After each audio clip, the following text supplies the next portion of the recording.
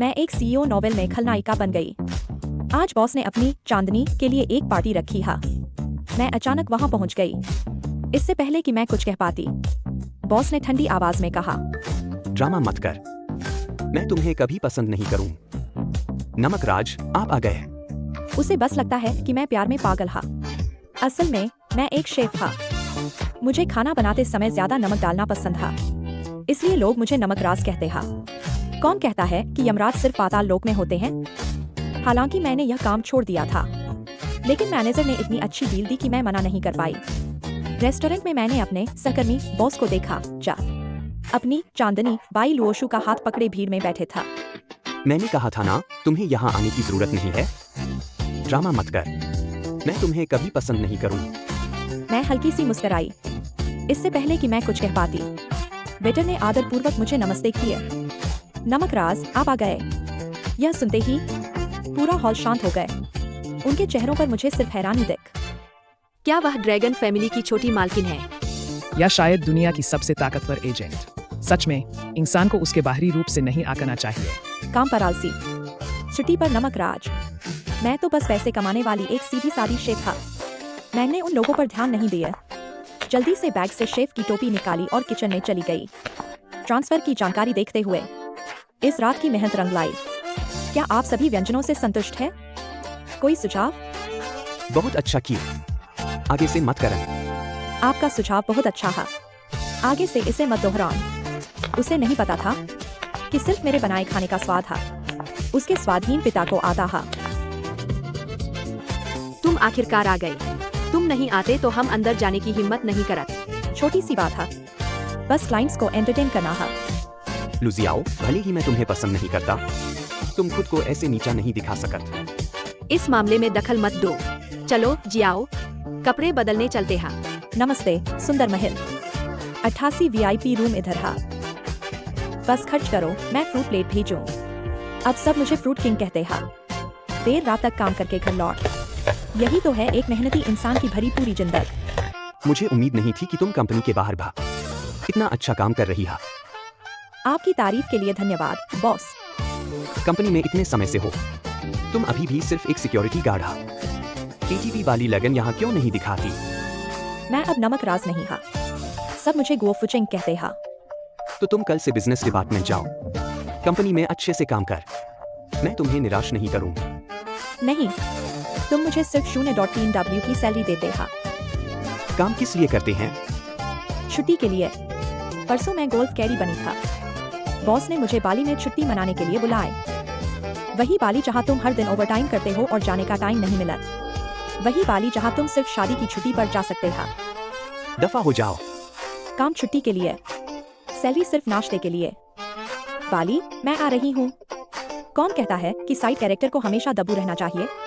पैसा कमाना ही एकमात्र सच्चाई है। देश लौटने के पहले दिन ही गु यीचन ने अपने कनेक्शन का इस्तेमाल करके मुझे बैन करवा दिया। उसे लगा कि गोल्फ कोर्स की नौकरी छीनकर वह मुझे घुटनों पर ला देगा। उसने एक टॉप टियर वर्कर की सर्वाइवल इंस्टिंक्ट को कम आंक। वर्दी उतार कर और ठेला लेकर CBD बिल्डिंग के नीचे मेरा पैनकेक स्टॉल ही मेरा असली मैदान था। जब गु यीचन अपनी नाजुक मंगेतर बाई लुओशु के साथ आया, तो उनके चेहरे के हाव भाव भूत देखने से भी ज्यादा कमाल के था। लुजियाओ, तुम्हारे पास और कितनी नौकरियां हैं? मैंने पलक भी नहीं झपकाई। आटा डाला, फैलाया, अंडा तोड़ा, सॉस लगाए, इतनी तेजी से कि लगभग धुंधला दिख रहा था। गु यीचन मेरी अनदेखी से पूरी तरह भड़क गए। धड़ाक से नोटों का एक बंडल रख दिया। मेरे लिए 100 जियन बिंगोजी बनाओ। मैंने तुरंत पेमेंट QR कोड दिखाए। आवाज ठंडी था। 1000 रुपए QR कोड स्कैन करके पेमेंट कर। गु यीचन ने दांत पीसते हुए कोड स्कैन किया। मैंने गहरी सांस ला, मन ही मन गुदगुदाई। चलो भाई, काम शुरू। पहला जियनपिंग दिया। बाई लुओशु ने उसे बड़े मजे से खाए। 10वां दिया। उसे जोर जोर से हिचकियां आने लग। जब मैं 50वां बना रही था, वह जियनपिंग को ऐसे देख रही थी जैसे वह जहर था। तुम थकती नहीं हो क्या? थकना? स्कूल के पीछे सुबह सुबह जियनपिंग बनाने के दिनों में मेरी डिक्शनरी में यह शब्द है ही नहीं। मैं पूरी तरह से एक्शन मोड में आ गई था। फैलाओ, लगाओ, पलटो, उठाओ। CBD की जगमगाती शाम में मेरे हाथ में कच्ची चमकती हुई परछाई बना रही था। घुल बवंडर जैस, मिर्च की चटनी चिंगारी जैस। इस पल मैं जियंदिंग नहीं बना रही था, मैं पैसे कमाने का एक शानदार डांस परफॉर्म कर रही था। हु यीचेन और वाई लुओशु जियंदिंग की फौज में पूरी तरह दब गए था। पीछे लाइन में खड़ी शहरी सुंदरियों की आंखों में जुनून था। याओ दीदी 100 मील के दायरे में सबसे ज्यादा सामग्री डालने वाली है। उसका निकनेम शनेल है। हु यीचेन का चेहरा गुस्से से भरा था, यह कहकर कि मैं तुम्हें नहीं छोड़ूंगा। वह जियंदिंग से भरी कार लेकर शर्मिंदा होकर चला गया। अगले दिन बदला ठीक समय पर आ गए। सुना है कि गु बॉस और बाई मैडम को क्यों दोनों को आंतों में रुकावट के कारण वीआईपी वार्ड में भर्ती कराया गया। मैं अपना वकील का लाइसेंस निकालने वाली थी ताकि कोई मुझे ठग न सके, लेकिन मेरी सहेली ने मुझे समझाया पहले जाकर पता क्यों नहीं लगाती। तो मैंने एक बार फिर शानदार वापसी का। वार्ड में हु यीचेन ने मुझे ट्रॉली के साथ आते देख उसकी आंखें फटी रह गई। तुम यहाँ क्या कर रही हो? मैंने मास्क पहना हुआ था, मेरी आंखें पेशेवर और ठंडी था। नमस्ते, मैं आपकी वार्ड नर्स लू जियाओ हा। जब तुम नर्स बन सकती हो तो सिक्योरिटी गार्ड क्यों बनी? लू जियाओ, तुम सच में मेरे पीछे पड़ी हा। मैंने अपनी सबसे परफेक्ट प्रोफेशन स्माइल बनाए रख। सर, इसे बिजनेस स्किल कहते हैं। हालांकि मैं आपके ख्याली पुलाव से सहमत नहीं हूँ, लेकिन पेशेवर नैतिकता के कारण मैं बहस नहीं करूँ। उसे भागने की कोशिश करते देख मैंने उसे धीरे से लेकिन मजबूती से वापस बेड पर धकेल दिया, इतनी ताकत से कि वह हिल भी नहीं पाए। मरीज, कृपया सहयोग कर। आंतों में रुकावट कोई मजाक नहीं है। सेफ्ट्रिएक्सोन, ऑक्ट्रियोडाइड, न्यूट्रिएंट्स, कुछ भी कम नहीं होना चाहिए। या आप चाहते हैं कि मैं अपना ताइक्वांडो कोच का सर्टिफिकेट निकालूं और आपको पर्सनली गाइड करूं? हु यीचेन तुरंत एक बटेर की तरह हो गया जिसकी गर्दन पकड़ी गई हो और पूरी तरह से शांत हो गए। लू जियाओ, तुम अस्पताल में भी इतनी पॉपुलर कैसे हो जाती हो? मैंने चश्मा ठीक किया, बिना किसी दिखावे का, क्योंकि हर बार मैं 2 बोतलें ज्यादा देती था। यहाँ के मरीज मुझे प्यार से भिस्पर कहते था। आज का मेहनताना लेने के बाद मैं शांत से चली गई। ये वाला बॉस सच में मुश्किल है। सुबह की धूप ने अभी चौकी को गर्म भी नहीं किया था कि सिक्योरिटी कैप्टन ने मुझ पर इमोशन ड्रामा शुरू कर दिया। वह बहुत दुखी लग रहा था, कह रहा था कि मुझे पंछी की तरह अपने पहाड़ की ओर उड़ना चाहिए। मैं पूरी तरह से कंफ्यूज्ड था, जब तक मुझे एहसास हुआ कि हु यीचेन, उस कमीने ने मुझे नौकरी से निकाल दिया था। मैं इस्तीफे का लेटर लेकर एचआर डिपार्टमेंट में भाग। इससे पहले कि मैं कुछ कहती, मैडम ने मेरा हाथ कसकर पकड़ लिया। तुम सही समय पर आई हा। गु बॉस ने कहा कि सिक्योरिटी टीम में तुम दब रही हा। सेल्स डिपार्टमेंट ही तुम्हारा असली मैदान हा। मेरा गुस्सा तुरंत शांत हो गए। मुझे घसीटकर सेल्स डिपार्टमेंट में धकेल दिया गया। मुझे मना करने का मौका भी नहीं मिला। सेल्स डिपार्टमेंट के लोग बहुत बिजी था और मैं चुपचाप एक खाली सीट पर बैठ गई। मैंने मेज पर पड़ा करोड़ों का कॉन्ट्रैक्ट उठाया और अपनी उंगलियों से उसे मोड़कर अपना सबसे अच्छा J-20 कागज का हवाई जहाज बना दिया। एक हफ्ते बाद सेल्स डिपार्टमेंट की मेज मेरा एयरफोर्स बेस बन चुकी था और मैं हवाई जहाजों के ढेर में सो रही था। हु यीचेन ने हवाई जहाजों के ढेर में से मुझ पर सटीक निशाना साधा, जो मुंह से लार टपकाते हुए सो रही था। तुम्हें बिजनेस डिपार्टमेंट में बुलाया था और तुम यहाँ सो रही हो? असल में मुझ में प्रोफेशन एथिक्स था।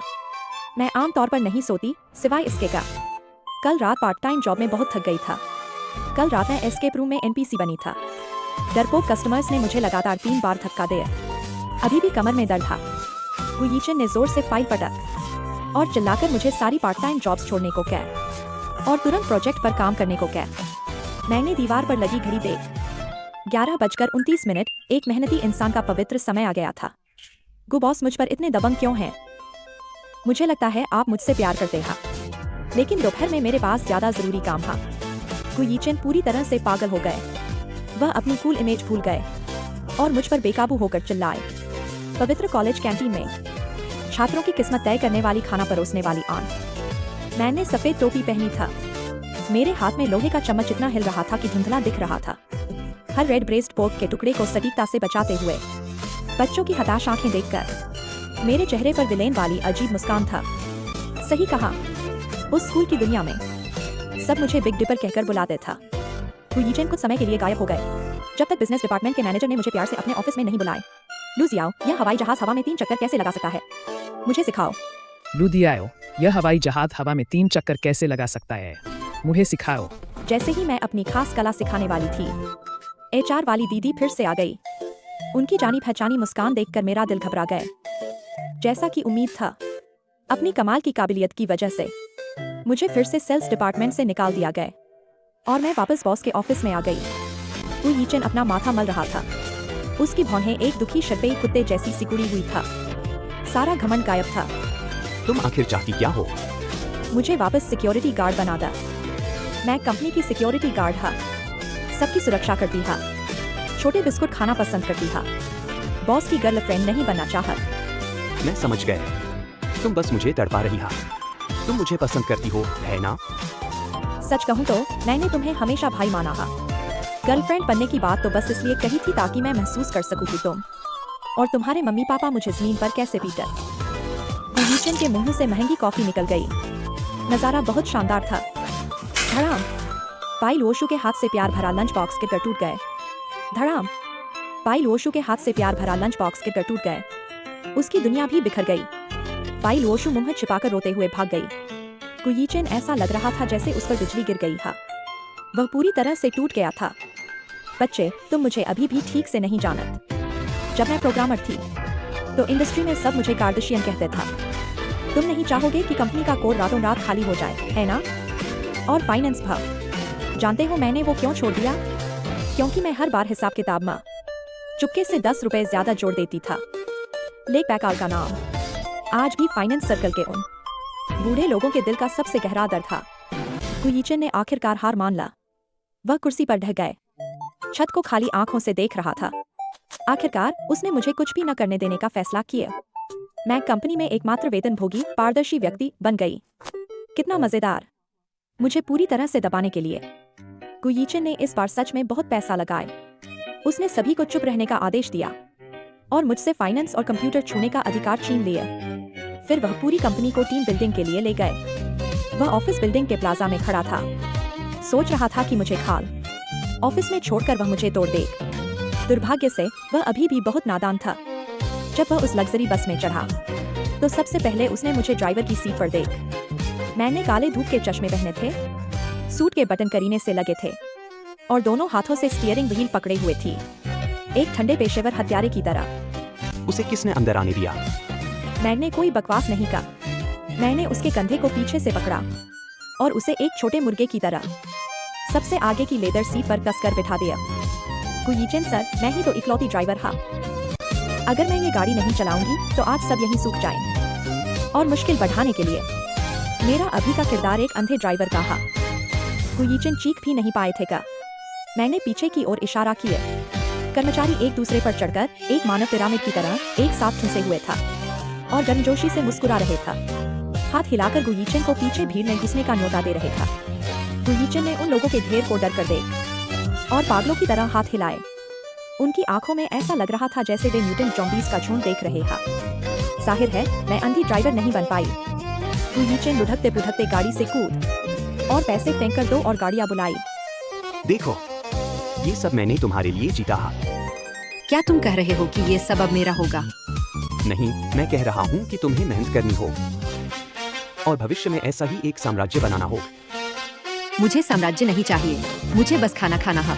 कैंटीन में गु यीचन एक डरी हुई बटेर की तरह था, गर्दन लंबी करके चारों ओर देख रहे था। बाई लोशु ने उत्सुकता से पूछा कि वह क्या देख रहे हा। मैं देख रहा हूँ कि बिग डिपर है या मैं। उन्हें लगा कि वे मुझसे बच सकते हा, लेकिन वे भूल गए। एक टॉप स्नाइपर कभी भी एक ही जगह पर दोबारा नहीं आ। मैं एक चमकदार रंगीन प्लेट लेकर आई जिसमें से अभी भी ठंडी भाप निकल रही थी, स्पेशल साशिमी का। सही ताल पर चमकते हुए मैं मंच पर आ गई। मैं इतनी तेजी से चली कि एक धुंधली परछाई जैसी लग रही था। मैंने थाली सीधे गु यीचन के सामने रख दी। गु यीचन एक पल के लिए चौंक गए। उसने चॉपस्टिक उठाई और एक टुकड़ा उठाए, मोटा और स्वादिष्ट साशिमी अपने मुंह में डाल, यहाँ तक कि आंखें बंद करके धीरे धीरे चबाए। लियू शियांग, तुम्हारी डिश कहाँ है? मैंने बिना किसी भाव के अपनी ठोड़ी बढ़ाई और गु यीचन की ओर इशारा किया। मैनेजर का चेहरा उस वसाबी के ढेर से भी ज्यादा हरा हो गए। गु यीचन ने अभी अभी वह साशिमी निकला था। उसके गले से एक धीमी कर्कश आवाज निकल। उसका चेहरा तुरंत मैनेजर से मेल खा गया।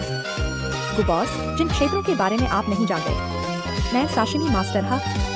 क्योंकि मुझे सब्जियां काटते समय हमेशा कुछ ज्यादा छोड़ना पसंद था, इसलिए लोग मुझे लियू शियांग कहते हैं। मैं तेजी से मुड़ बस एक ऐसा पीठ छोड़ गई जिसने अपनी उपलब्धियों को छिपा रखा था।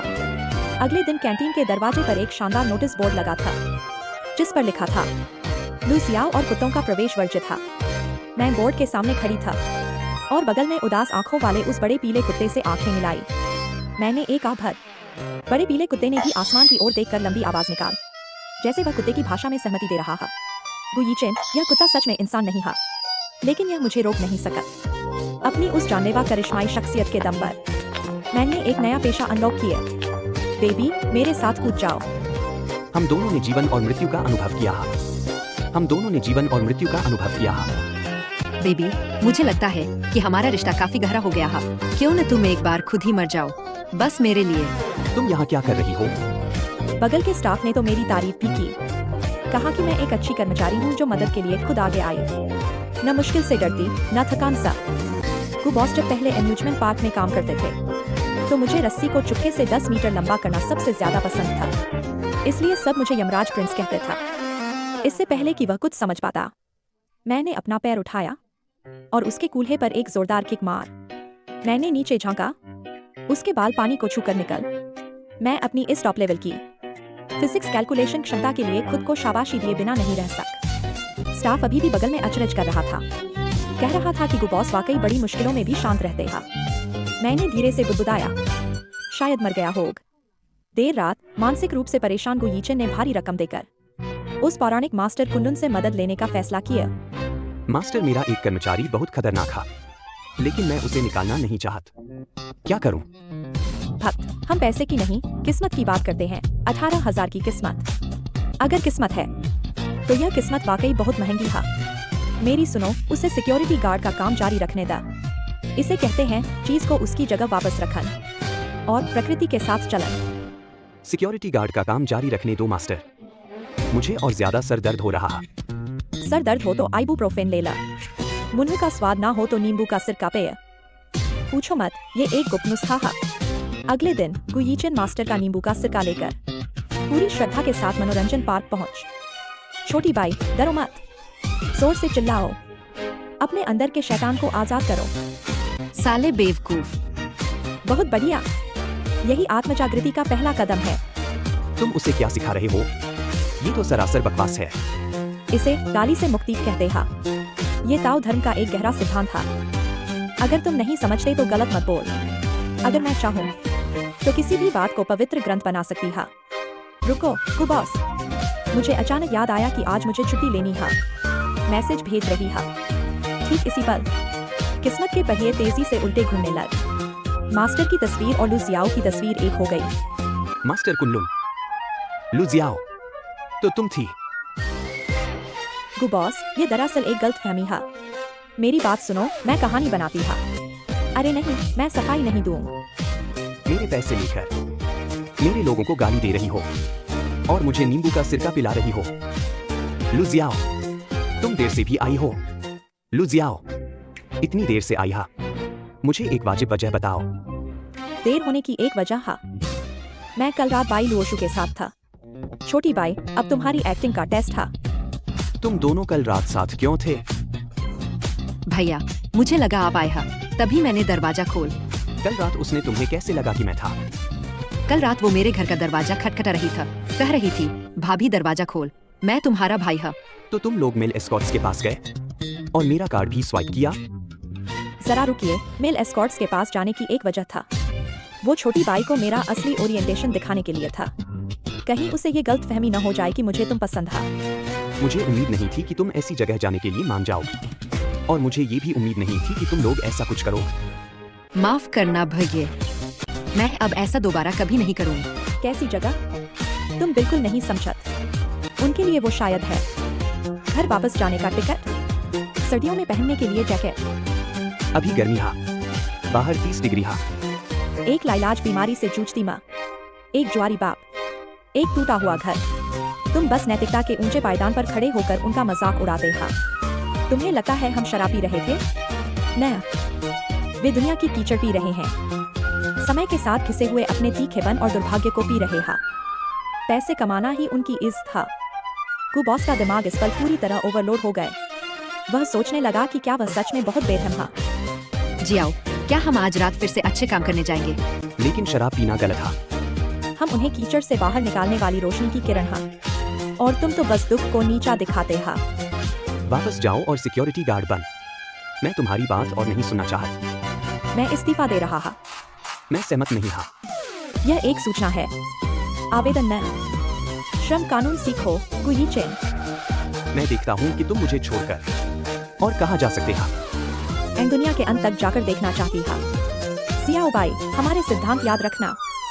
साले बेवकूफ। मैं बेवकूफों के साथ काम नहीं करा, साले बेवकूफ। 1 साल का समय एक सिक्योरिटी गार्ड का बॉस का सबसे बड़ा दुश्मन बनाने के लिए काफी था। जियाओ, देखो मैं अब कितनी अच्छी गाली देता हूँ। बहुत अच्छी, बहुत ही अच्छी। यही तो आजादी का स्वाद है। काम नहीं मिला तो वापस सिक्योरिटी गार्ड बन गए। गु यीचेन, क्या तुम जानते हो दुनिया का अंत कहाँ है? दुनिया का अंत सरकारी नौकरी है। मैंने टैक्स विभाग में नौकरी पाली है। पापो, बूढ़े